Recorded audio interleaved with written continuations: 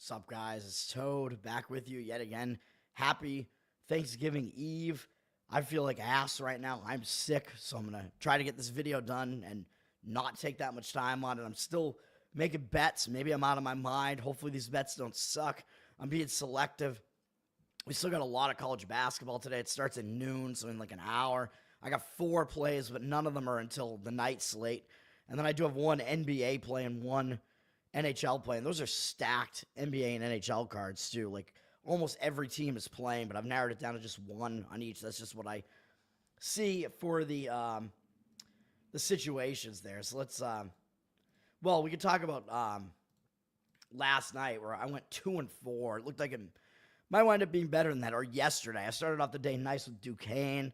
Easy win in the afternoon. That was one of the ones I threw in there last minute.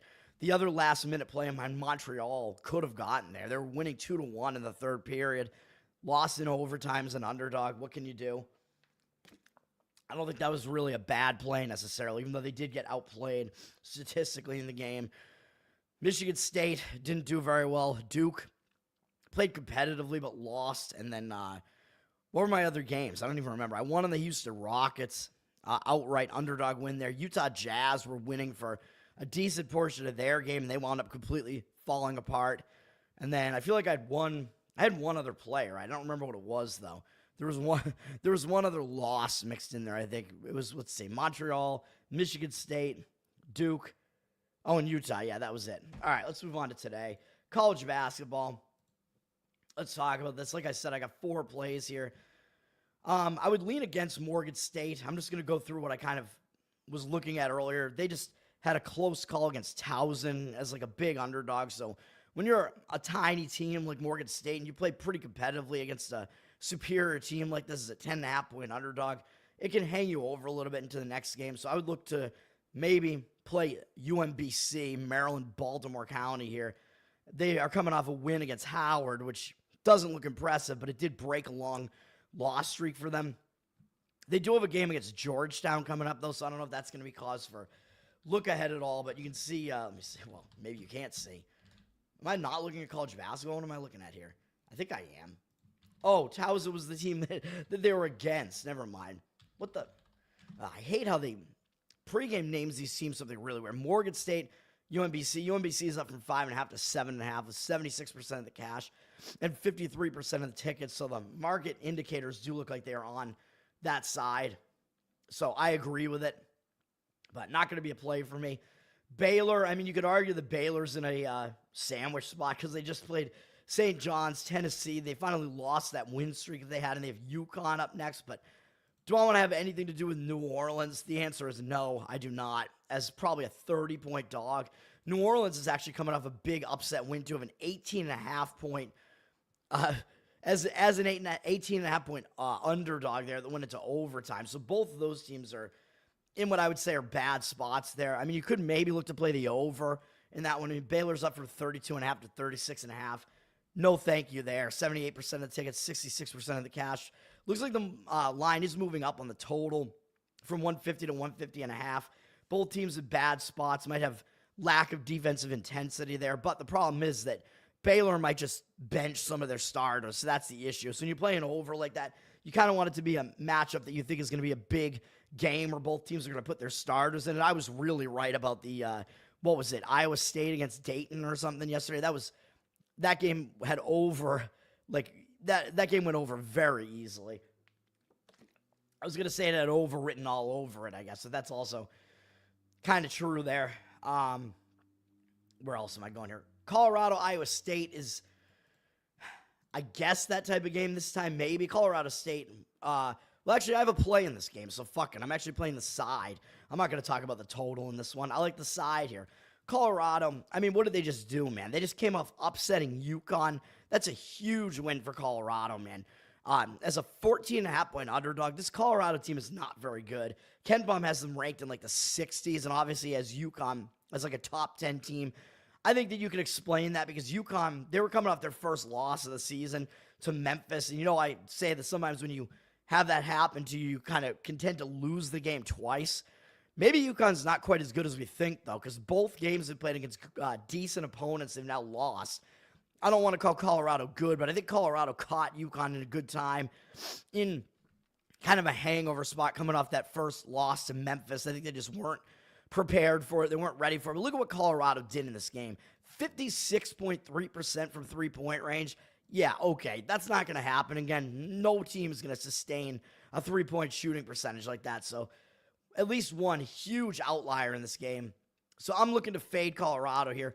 Iowa State, I mean, yeah, they've played a slew of big games too. I mean, these games are all in the, what is this tournament here? I don't even remember. It's the Maui Invitational presented by Novavax. No, not the Vax.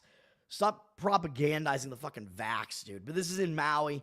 It's in Hawaii, one of the gayest vaccine states in the nation. And Iowa State, I mean, they played a decent game in their last game. They were coming off losing to Auburn, which was a huge game. They only lost by 2 to Auburn, so nice performance from Iowa State there. And then yesterday, this is the game I was talking about that I thought was going to go over, which it did. Close game against Dayton, but you could take that two ways, man. I think that Iowa State was kind of hung over a little bit from that huge game against Auburn, and they didn't actually play as well as they should have. I mean, obviously their defense really didn't play well in this game, and Iowa State is a very defensive team. They were a 9.5-point favorite, and they only won by 5, and it was a close call. So I consider this to be more of a close call. Game went right to the wire, and yeah, Dayton's pretty good, but Iowa State also only shot 23.5% from 3, and Dayton shot 58% from field goal percentage. That does not usually happen against a good defensive team like Iowa State. So both of these sides of this game lead me to jump on the Iowa State side. This line is moving up, though. It's up from 9 to 13 with juice. I got in on it at 11.5, so I beat the closing number. Oh, I thought this game was tonight, but it's actually at 2:30 p.m. 51% of the tickets and cash on Iowa State, so not much you can take away from that, but it does look like the money is coming into the Iowa State side, and I would get in on that before it gets too crazy. Iowa State's definitely the better team, and Colorado's in a massive letdown spot, and the statistics from yesterday's games were definitely outliers in opposing directions there, so that's the way I look at that. What's up, Will? Let me see here. It's not letting me hide the banner. What the hell, man? Or the comment, I mean. Well, I don't know. Very strange. All right. StreamYard being weird. I thought I was losing my internet connection. That would suck. I would look to go against North Dakota State. I mean, they just had a close game against Samford that went into overtime as a 10.5-point underdog. Coming off of that, and they do have Utah Valley, who's the team with a better record coming up next in the battle of the green logos there. So I would look to go against North Dakota State too. But West Georgia does kind of suck. But you're getting 8 points there, so the line is kind of competitive there, really.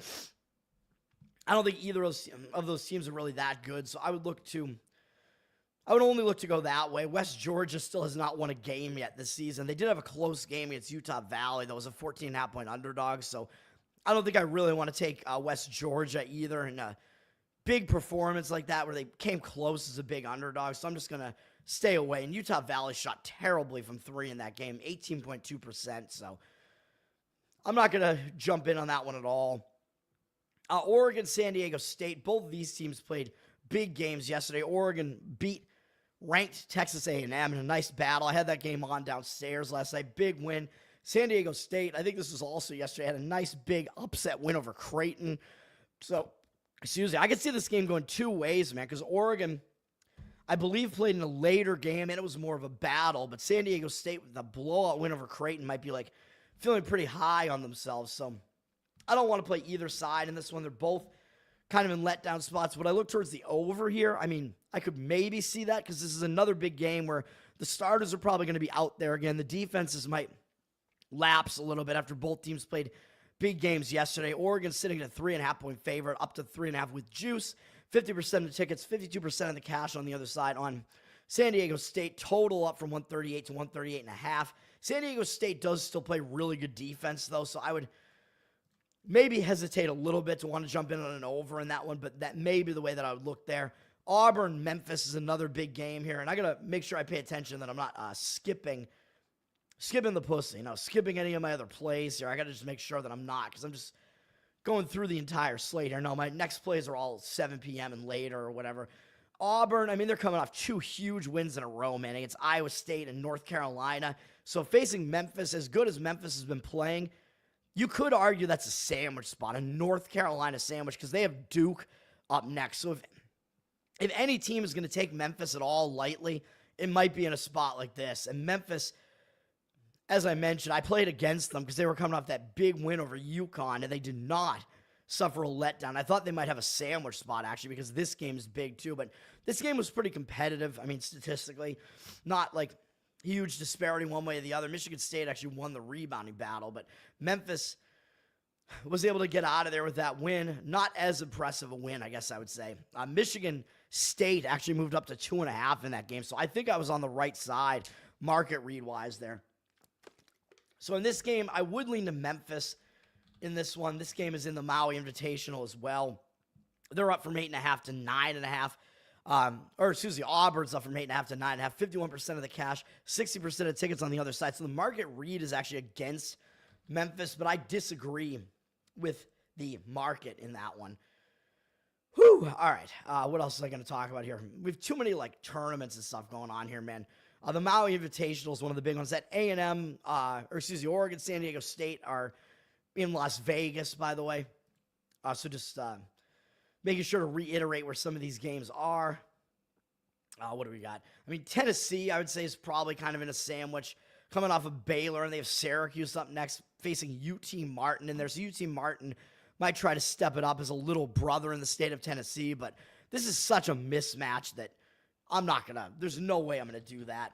Tennessee's up from 34 to 39, 55% of the cash, 54% of the tickets, so not going to do anything with that one either. But just pointing out that Tennessee, it may be a game where they just don't care about it, and they just try to get in, get out.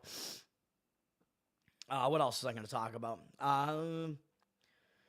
Skipping some of these games here. Nebraska is coming off a big win over Creighton. I mean, that's a huge win as the little brother, basically, in the state of Nebraska. And they have North Florida up next, who's been playing pretty decently. So it is possible they overlook South Dakota in a game like this.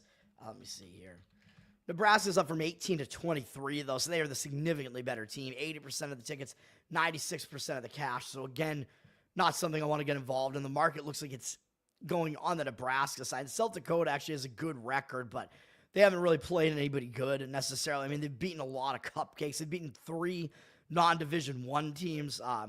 One big game they played against Iowa, they lost. So I don't know if we could even tell if South Dakota is even competitive at all. So staying away. Next up is actually, I have 2 plays in a row here. Next up, Milwaukee plus 13. Let's go, man. I'm going to take Milwaukee in this one. UCF, Central Florida. I think they're coming off a couple of huge games, man. They've had 2 days off, but in whatever this tournament was, they played against Wisconsin. Big game, they lost, and yeah, that was their first loss of the season. Okay, fine. That was in, this tournament was in Sulphur Springs, West Virginia, and that, battle for Appalachian stand or whatever it is. Then after they played that game, they stepped it up again in that same tournament, and they lost in 3 overtimes to LSU a couple days ago. Even though they have 2 days off now, that's got to rip your heart out, man. Even though that game was actually a competitive line. But when you're UCF, you play against an SEC team like that and you take it into 3 overtimes, that's a huge game for UCF, man. They're coming off of that, and they step down in class and have to face Milwaukee. And then who do they have up next? Let me see. And this game is going to be at home. They have nothing up next, really. Cal Baptist. But I just think this is a tired-out spot, a letdown spot. And then on the Milwaukee side, they're playing well, man. I mean, they're 5-2, but they haven't faced a very difficult schedule. But not a bad record. And they're coming off a win over at St. Thomas, Minnesota, where Milwaukee was only a 2.5-point favorite, and they won the game in the Cream City Challenge, which is in Milwaukee. I don't know if that has something to do with beer or what, but Milwaukee actually dominated the rebounds in this game. They dominated the shooting percentage in this game, so I don't even understand how this game was that close. Statistically, that game was not as close as it looked, so I'm going to grab Milwaukee, even though UCF is up from 12 to 13, 75% of tickets, 91% of the cash. I just think that triple overtime game is a lot to come off of there, so I'll take the points with Milwaukee. Unfortunately, the market looks like it may slightly be against it. Next up is an in-state little brother with Cornell plus 9.5. You can see here Syracuse is down from 10 to 9.5. 71% of the tickets, 78% of the cash. both on Syracuse, so they are a little bit public. These are all situational spots, man. I haven't really been mentioning like what the tempo discrepancies are, but of course, I mean, Iowa State actually not, of course. They kind of play a mid-tempo game. And who are they playing against? I forget. I don't even remember who they're... Oh, Colorado. I mean, Colorado's just a significantly worse team, man. Colorado's up at 49 in luck index and haven't really faced a particularly difficult schedule. So, Ken Pom has them as a lucky team, and they play a slower pace than Iowa State does, surprisingly. Because Iowa State's a good defensive team, but they actually have been playing somewhat fast tempo. As far as Milwaukee, I mean, they play a faster tempo as well at 94, and they're up against... UCF, who actually also plays a similar tempo. They both are in the top 100 tempo-wise. UCF is up at 52 in Ken Pom's luck index, though they have faced a strong schedule so far. Milwaukee is actually at 20 in luck index, so two lucky teams. Milwaukee has faced the weaker schedule, obviously, as I just said, but still, I mean, I just think it's a spot play there. This next one up, Cornell. Cornell... I believe Cornell actually does play a faster-paced game. Yeah, they're at 25 in tempo, so they play a really fast tempo. They've faced a weak schedule, though. Their luck index is pretty high on Ken Pom at 79 as far as luck is concerned, but I still like Cornell, man. I mean, this is a battle of two pretty weak defenses, even though Syracuse's defense is actually still better than Cornell's. Syracuse is down at 102 in Ken Pom's rankings. They're really not very good, man. Cornell is, of course, still worse. Down at like 170-something. But Syracuse also has faced a pretty weak schedule at 209, according to Ken Pom's strength of schedule. So this is a battle of a couple of bad defenses. And what Syracuse is coming off of, yeah, I don't see it, man. I don't like it. So Syracuse, they're coming off that tournament that they were in where they lost close to both Texas and Texas Tech. So this makes it a difficult spot for Syracuse, man, even though they've had a few days off. So, yeah, that might help disrupt their momentum. They have this weird outlier, one game here against Cornell, which I believe is back at home, and then they go out on the road to face Tennessee. So I do think this is a sandwich spot, even though it does have, some rest in between the two games on either side. So it's kind of a sandwich with the bread falling off. But still, this game, yeah, it's at the Carrier Dome. But, I mean, Cornell, I think they play there most years. It's one of these in-state, like little brother, big brother situations. And Cornell, they just played 2 days ago. So I think if anything, that win over Iona is just going to help them regain momentum and carry momentum into this game. Cornell, you play at Syracuse, man. This is one of your biggest games on the entire schedule all year. Probably their biggest, actually. So you know you're going to get an effort out of Cornell here, man. I mean, Cornell, a little brother in upstate New York. So they're also used to being in the upstate New York area, which they already were, basically, when they faced Iona, too. So Cornell, actually, the travel spot may be a little bit better, even though they don't have as much rest. But this is a huge step-up game for Cornell, man. It's their biggest game on the schedule. 62% of the tickets on Syracuse, but 53% of the cash on the other side on Cornell. So the market is indicating on the Cornell side there. So give me the big red.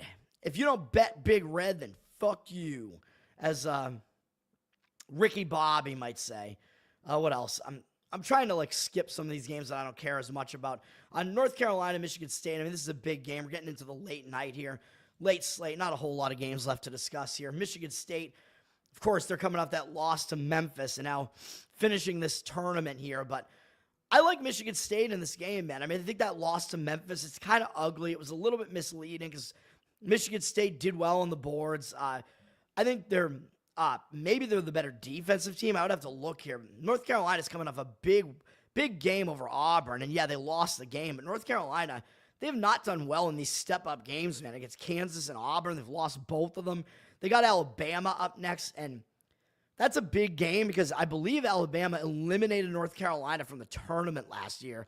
So that is a revenge game, man. I think North Carolina's going to have that game circled, and not just because Alabama's a top 10 team, but I think that's revenge. And guess what this game is? This is revenge for Michigan State because North Carolina eliminated Michigan State from the tournament last year. They were all in the same region of the tournament, so maybe a little bit of extra motivation for Michigan State. I think the situation is actually worse for North Carolina here. Michigan State, I think they just continue to be undervalued, man. I mean, Ken Pom only has them at ranked 42, which isn't that good, but he has them 12th in defense. They slow the pace down a little bit. North Carolina wants to try to play more up-tempo, 7th in the nation. So Michigan State's going to try to ugly this up. And like I said, Michigan State actually has the better defense. North Carolina has the better offense. But in a situation like this and Michigan State getting points as the better defense, yeah, I would say give me Michigan State plus the points in that one. The line's up from 3.5 to 5. I haven't played this one, though. I make it sound like I'm playing it. I haven't, but that's the way I lean. 72% of the tickets and 57% of the cash on North Carolina, so they are public with less of the cash, even though the line has moved up a little bit there. So that's the lean there. Final play here is on Rutgers, plus 10. I'm going to fade. Who am I fading? I don't even remember. Let me see. Alabama, that same Alabama team, yeah. So, and this game is, all these games are in these tournaments, man. That Michigan State game is in Maui. This tournament is also in Maui, right? Or no, it's, where is this game? Players Era, so this is in Las Vegas. Never mind. It's just that Alabama does happen to face North Carolina after this, after they both come back, probably to the east or whatever. Give me Rutgers here, though. I mean, Alabama. Yeah, this game is in Las Vegas, a neutral site. I don't know if it matters. Alabama, look what they're coming off of, man. They beat Houston. And then again, like I said, they do have North Carolina up next. They know that's going to be a big game. So this Rutgers game, sandwiched in between 5 ranked opponents, Purdue, Illinois, Houston. I know Rutgers dropped from the rankings. Rutgers did not deserve to be in the rankings. They really are not that good. Ken Pom has them in like the 70s. But still, this is a sandwich spot, man. You face Purdue, Illinois. You beat Houston. And then you have North Carolina and Creighton up next. This is your only unranked matchup in this entire stretch of games. I think it's a bad spot for Alabama, man. And they had a huge win. It went into overtime last night. Big win against Houston. And you know that Houston, they grind you down, man. Houston, they play a really slow pace and grind you down on defense. They play really good defense. Alabama able to get out of there with the win. I think it's a bad spot for Alabama. And Rutgers, yeah, they're 5-1, but like I said, they're not really that good. But they're coming off, yes, an overtime game as well. But that was kind of a game where it was just like a whatever type of game against Notre Dame. I mean, not great teams either way, but like name programs, kind of, I guess. But I don't think Rutgers is going to consider that to be a huge winner or whatever. And Rutgers, you got to think they're going to be focused when they play Alabama. And Alabama's, you can actually probably get 10.5 on this right now. Alabama's up from 10 to 10.5. 65% of the tickets on Alabama and 64% of the cash on the other side on Rutgers. So give me Rutgers plus the points in that one. Moving over to hockey, NHL. Let's go to NHL next year. I have one play in hockey. I kind of want to keep this short, so I don't even know if I want to talk about many of these other hockey games here, although I will say, I think St. Louis is probably in a letdown spot. I mean, they just, in their fired coach spot, I played them, and they pulled off a huge upset over the New York Rangers. Yes, the New Jersey Devils are also a big opponent, but I would expect St. Louis to be in kind of a letdown spot here, but you do have to lay a big price with New Jersey at minus 220, or like play a puck line on it. I don't see much as far as tickets and cash on this. Rangers, Carolina is a big game. I mean, Carolina's up from minus 140 to minus 172. 59% of the tickets, 92% of the cash. So I don't know if there's an injury here or what, but it looks like that's a huge move on the Carolina side. And Oddsmaker's kind of telling you that Carolina's somewhat the better team. I mean, it looks like a lot of guys are day-to-day. Kreider looks like he is going to play in this game, though. So Anderson, Carolina's goalie, is going to be out for a long time, and it looks like Kochetkov is actually out too, but Carolina's still getting like the money coming in on them. It's crazy, man. The oddsmakers are telling you Carolina is the better team here, but they're coming off a win over Dallas, so do I necessarily want to play on Carolina? I don't really, and this game is still big against the Rangers. They do have Florida up next too, so I don't know, man. I don't know if I want to do it. And the Rangers are at least in a bounce-back spot because they just lost an ugly game to St. Louis. But I played St. Louis, man. It was a return home spot. It was a sandwich spot between Edmonton and Carolina. St. Louis was in the fired coach spot. So there were a lot of angles to play St. Louis in that one. So I actually don't agree with the market in this one. I would actually maybe look to play this very cheap, very inexpensive price on the Rangers here, but it looks like the public might want to do the same thing here. So the money is coming in heavily on the other side. I just don't really understand it. So I'm just going to stay away. Washington and Tampa. I mean, this is a big game. Washington, I'm not playing it, but they're coming off beating Florida. So at the very least, they could be in a letdown spot here, whereas Tampa Bay. Oh, and by the way, the Rangers, yeah, like I was just showing you, they've lost a bunch of games in a row, so maybe that's part of the reason why the line is moving, just because some of it's recency bias with the Rangers losing a bunch of games. But in this game, do I want to look to the Tampa Bay side after I played them in what was a bad spot for Colorado, and Tampa Bay murdered them, basically 8-2. So do I want to play on them after that? They might be feeling a little bit high on themselves. I don't really want to, but I still would lean to Tampa here because Washington has the better record. Tampa Bay is going to be gunning for them, and Washington's win over Florida is a big conference win, so it's a bit more of a letdown for them. 56% of tickets, 81% of the cash on Tampa, even though the lines are down from minus 150 to minus 146. So the lines are down on Tampa, but the percentage looks like it's very much on the Tampa side in that one. What else we got here? I mean, Toronto-Florida's a big game. I don't think I see much of a situation there, but Florida's up from minus 130 to minus 140. 58% of tickets and 93% of cash. So all the market indicators are on Florida, and they've lost a bunch of games in a row. So maybe I would agree with that too. I mean, their record has actually gotten kind of ugly at 12-9-1 now, but they lost to Winnipeg. Chicago was kind of a sandwich spot at least. Lost to Colorado, Washington. Not bad teams. They do have Carolina up next, though, so are they going to look ahead to that? I don't know. Probably not, because Toronto's still a team with a good record and a divisional, or not a divisional foe, but a conference foe. And Toronto's just got some momentum right now. I mean, they beat Utah the other night, and they do have some days off, so I don't know if that will stall their momentum, but I thought that was a letdown spot coming off Washington, Edmonton, Vegas, 2 of those games going into overtime, winning all 3 of them. They still beat Utah, and that was a sandwich spot. I probably lost on Utah in that game, I think, if I remember correctly. Now they got Florida here, so Toronto, in that bad spot, they still played pretty well there, so that kind of shows me something too. So that game is hard to read. I lean to Montreal against Columbus, but Columbus is up from minus 160 to minus 175. Oddsmakers telling you Columbus is significantly better than Montreal. I mean, I don't know. 77% of tickets, 92% of the cash. I don't know if Columbus is that much better than Montreal. I mean, yeah, they've had some decent games recently, decent wins. Their record has gotten a little bit better. They've won 3 in a row, though, against Boston in a blowout, which was the final straw with Boston firing the coach after that. Then they won in overtime against Tampa and shootout against Carolina. This has got to be a letdown spot, man, even though the one hesitation here is that Columbus did just go into Montreal and lose badly 5-1.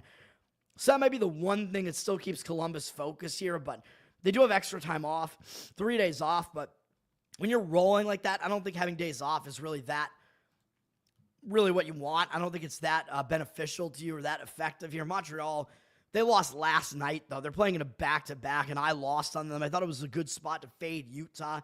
Last night, Montreal lost in OT after they blew a 2-1 lead, and they do have the Rangers up next, but they are starting a road trip here. So when you start a road trip, you usually are focused. So there are definitely conflicting indicators in that one. My original lean was that, well, Columbus is in a big letdown spot, so that would be the way I would look, fading them, but I just don't know now. And I leaned to Nashville, but that line looks to be against it too, up from minus 175 to minus 178.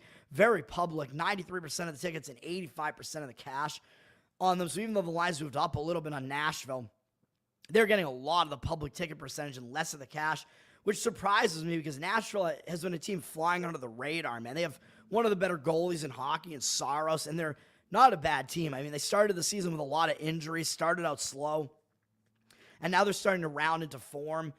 But I just don't want to play it based on how the market looks here. Philadelphia, I do think Philadelphia is not in a great spot, coming off 2 overtime games in a row, one into a shootout where they lost to Vegas in a shootout. Now they have this weird 1 game in Nashville, so that's not a road trip. You know, I think the first game of a road trip is a positive spot because you tend to be focused. When it's one single road game and it's just kind of a weird spot, a lot of times you're not focused in that game. And they do have the Rangers up next, so Philadelphia could be in a bad spot there for those reasons. It looks kind of like a sandwich spot to me. And Nashville, I think, is still kind of flying under the radar, and they're coming off a loss, even though it was to a good team. They'd beaten Winnipeg, and then I think they suffered from the letdown. They lost to New Jersey, and New Jersey was in a bad spot in that game too. I actually had the over in that game, and Nashville didn't even have Saros in net in that game. They had, or it looks like they did actually, but Wedgwood came in that game. It looks like both goalies played in that game. Never mind. So maybe Saros just didn't have a good game. So it does look like more of a bounce back spot to me on Nashville. So I would disagree with the market on that one as well. And Anaheim, Seattle. Seattle's at minus 198, so a big favorite. I mean, this Anaheim team is bad, but Seattle, I mean, they're coming off a game where they won at Anaheim on the road, and now they're returning home. So it looks like it may be a spot where Anaheim might want to return the favor in one of those weird, like, road reversal revenge zigzag spots.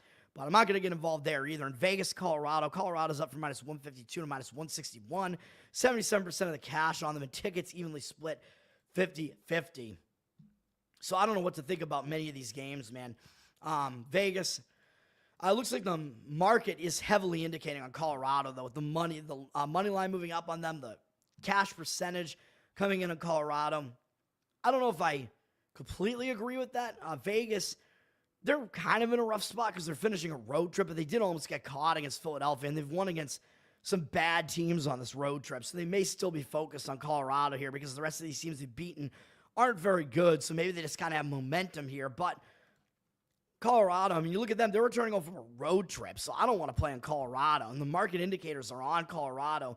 Although, yes, they finished the road trip with that ugly loss against Tampa Bay. That was in a sandwich off of beating Florida and with Vegas up next. I won on that game, so yes, you could argue maybe they're in a bounce-back spot, but that return home spot, man, from the East Coast, from Southeast down to Florida, all the way back up into elevation, I think that's still going to be a bit of a distracted spot when you have home life to get back to, although Vegas is a team that will still draw your focus. I mean, they're a big Western Conference foe there, so that's tough to read as well. My one NHL play is the LA Kings minus 105. I'm fading the Winnipeg Jets, and I called 2 of Winnipeg's 4 losses, man, and I bet on one of them and leaned on the other one and didn't bet it. But I think this is an interesting line, and it's a bad spot for Winnipeg. So LA is flipped from plus 103 underdog to a minus 109 favorite. So it looks like the odds, I mean, not the odds makers, the money line has flipped. So there is, the money line is moving on LA, even though I see 61% of the tickets on them and 55% of the cash on the other side on Winnipeg. So the cash percentage looks against it right now, but I'm going to go with the flipping of the favorite being the right way to approach this game. Winnipeg has been on the road for a while now, too. They're playing a 4th straight road game here, although they have had days off. But it is still it's a 4th road game in 6 days, so it's not like they're that well rested. They beat Florida, went out on the road, beat Pittsburgh easily, lost to Nashville in kind of a difficult spot there, and then they bounced back and beat Minnesota. Now they have LA, who's got kind of a middling record, and up next in 2 days they get Vegas and then Dallas. So Winnipeg's got this game surrounded by bigger conference opponents, man. So I think it's a sandwich spot. So I'm going to grab the Kings. And as far as the Kings are concerned, I think they're in a nice bounce back spot. They just had this weird single game trip up to San Jose and they lost 7-2. And that is embarrassing, man. And they don't really have anything up next either. So they're coming out of an embarrassing loss, or I think they're going to be focused. It seems to me like the public, why would the public want to be on LA here? The team with the worst record coming off a horrendous loss to a bad team. Winnipeg coming off a nice win over a really good team. I don't see how the public is coming in on LA here, and I doubt that they actually are. So give me the LA Kings. They're in the bounce back spot. It is a sandwich for Winnipeg, and now we'll move over to NBA. We have a full slate of NBA here, and I just don't know if I really want to comment on any of these games, man. There really was not a whole lot of anything interesting going on in these games, except Brooklyn-Phoenix I will talk about, because this game, both teams are in bad spots, man. Like, looking at Brooklyn, I was like, holy crap, I got to fade Brooklyn, because they're playing a 4th straight road game. That's 4 in all different cities in 6 days, similar to what Winnipeg is doing right now. 4 straight road games in all different cities in 6 days. Not easy to do, but look at what they're coming off of. They beat Sacramento, and then they beat the Golden State Warriors on the road. Already a successful road trip for them, and now they get Phoenix up, which, yes, they could wind up going 2-2 on the road trip, but this looks like a letdown spot for Brooklyn, man. And that was a huge win against Golden State as a 13.5-point underdog. Crazy win for Brooklyn there. So I think that does put them in a letdown spot. Golden State, I don't know that they're really in a bad spot either. Maybe it was a look ahead to Oklahoma City and Phoenix, and maybe they just got caught because they were coming off a loss to San Antonio. But San Antonio, I mean, it is Wemba, so I don't know. But Phoenix, I think they're also in somewhat of a bad spot. I mean, they just beat the LA Lakers, so that is kind of a big win, too. It is LeBron, and they do have Golden State up next. I think Brooklyn is still in the worst spot, though, and at the very least, that Phoenix win breaks a lot of the losing momentum. I mean, they've been losing a lot of games, man, because Durant has been out. So Phoenix has been playing without their star player here. And Durant, I don't even know when he's coming back, dude. Did he come back in that game? I don't even know. He's not listed on the stat sheet there as one of the top stats. So, he did come back. All right, so Durant is actually back. So, actually, let me see. So, this might actually be a second game back with Durant, which might mean that you play a little bit better in that game. Yeah, so he just came back. So, that was a reverse injured player spot.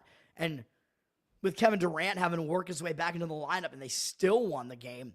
So, I do lean to Phoenix in this one, but you're going to have to lay a big price on this. That second game back with the guy that returned from injury, the second game with him back, you usually play a little bit better.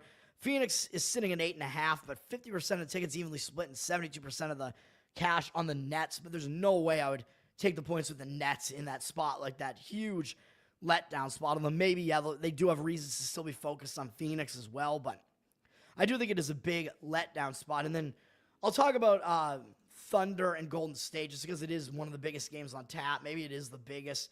I don't know what to think about this game, though. I mean, the Thunder, they just won in a blowout at Sacramento, but of course they're going to be focused on Golden State, and they just lost to Golden State at home, so it's kind of a quick road reversal revenge spot for Oklahoma City there where they want to go in and return the favor. But of course, Golden State, they're coming off that loss to Brooklyn that I just showed you, so they're in a bounce back spot. I think they were looking ahead to this game, so they're coming off an ugly upset loss there. So I think they're also going to be focused here. So both teams have reason to show up. Thunder are up from pick'em to 2.5, though. The odds makers are telling you that even if you look at the records and it looks like it's going to be a competitive game, which, I mean, the line is also competitive, but it's still, the odds makers are telling you Oklahoma City's a favorite on the road in this game. And you remember they were like a 6-point favorite at home against the Warriors. So the odds makers continue to tell you that even though the records are fairly close, that Oklahoma City is actually the better team, and they got 60% of the cash on them, 71% of the tickets on the other side on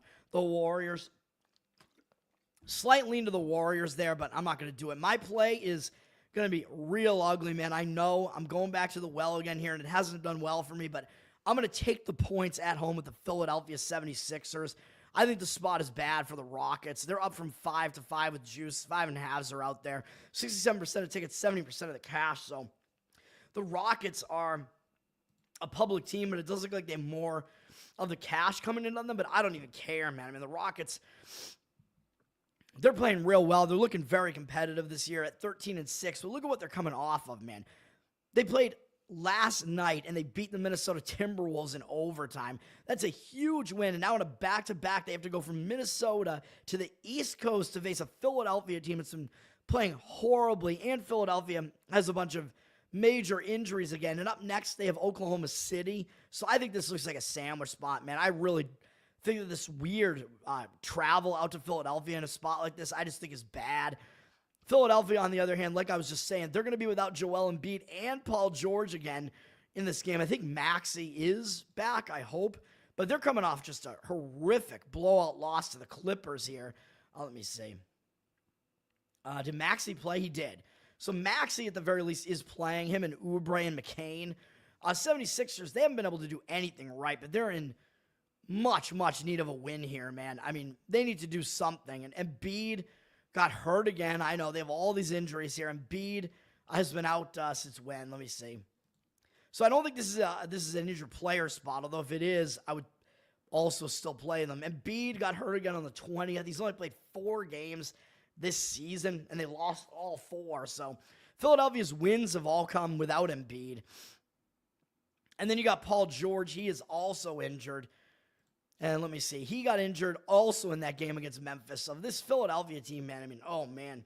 So they actually won in the injured player spot with both of those guys injured. They actually won against Brooklyn, even though it was a return home spot. And then they suffered the big kind of letdown, got blown out by the Clippers. But now they have 2 days off, so they have a multi-day rest advantage here against the Houston team that played a huge overtime game and got a huge win last night. And Philly doesn't have anything up next with Detroit, whatever. I think Philly's going to show up and try to focus on this game, would be my guess. And I think you're getting a nice helping of points here. There's not a lot of respect for the Philadelphia 76ers at this point, and they just need wins badly at this point. And because they got embarrassed against the Clippers in that previous game, nobody wants to get embarrassed like that. So give me Philadelphia. And that's going to do it, man. My plays: college basketball, Iowa State minus 11.5, Cornell plus 9.5, Milwaukee plus 13, Rutgers plus 10, hockey, LA Kings minus 105, Philadelphia 76ers. I was like, wait, which Philadelphia team? I almost said the Flyers. NBA, Philadelphia 76ers plus 5.5. That's going to do it for me, man. We had 3 out of 4 good days and 2 really good days. And then yesterday it was not a good day, so kind of going back and forth. So let's, it wasn't a horrible day like 2 days prior. So let's get going again, man. I'm being pretty selective here. That's going to do it for me. Thanks for hanging out. I'm Tower Gang Toad. Follow me on Twitter, obviously. Follow the Tower Gang Podcast. Patreon.com/Tower Gang. You get live pre-show, post-show. Hang out with us in a Telegram. Submit to the mailbag. And we are on live tonight at 9:11 p.m. Eastern for the most offensive comedy you've ever heard. And hopefully I'll be there because I am sick right now. I'm feeling like shit, so I'm going to have to get over that. Thanks, guys. Let's have a good one, and peace out. And everybody stay healthy and have a good Thanksgiving. But I will be back to talk the NFL Thanksgiving games, and there is a college football game tomorrow. There's no college football today or NFL today, so no football today for the first time, I think, in a while. All right, man. Peace.